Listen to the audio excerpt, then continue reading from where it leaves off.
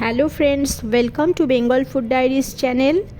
ইডলি অথবা ধোসার সাথে সার্ভ করার জন্য সাম্বার বানাবো। খুব সহজ পদ্ধতিতে বানানোর চেষ্টা করব। ভিডিওটা শেষ পর্যন্ত দেখবেন। ভালো লাগলে আমার চ্যানেলটিকে সাবস্ক্রাইব করে আমাকে সাপোর্ট করবেন। তবে শুরু করা যাক। কাচের বাটির 1 বাটি অড়হর ডাল 2-3 ঘন্টা ভিজিয়ে রেখেছিলাম।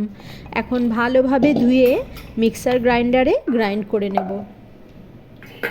কড়াইয়ে জল দিয়ে গরম হলে গ্রাইন্ড করা ডালটা দিয়ে দেব। ডাল জাল হতে থাকুক। কি সবজি নিয়েছি দেখিয়ে দেব। নিয়েছি লাউ, বেগুন, ঢ্যাঁড়স, কুমড়ো, সজনে ডাঁটা, টমেটো ও অল্প গাজরের স্লাইস। ডাল 10-12 মিনিট জাল হয়ে ফেনাও কাটা হয়েছে। এখন সেদ্ধ হওয়ার সময় অনুযায়ী একে একে করে সবজিগুলো দিয়ে দেব।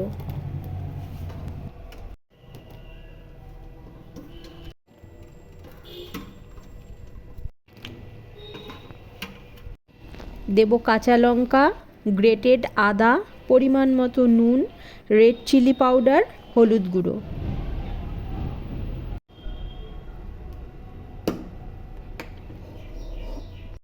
দেব সাম্বার মশলা। এখন সমস্ত জাল হতে দিতে হবে।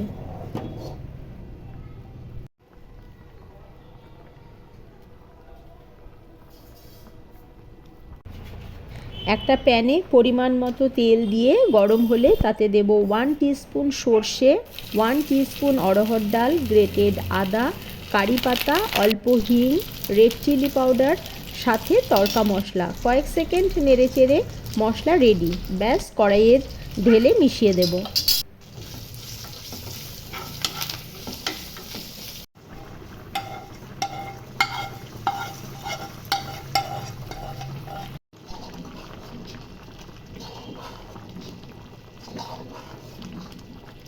তেঁতুল ভিজিয়ে রেখেছিলাম, তার পাল্প এখন ছেঁকে দিয়ে দেব।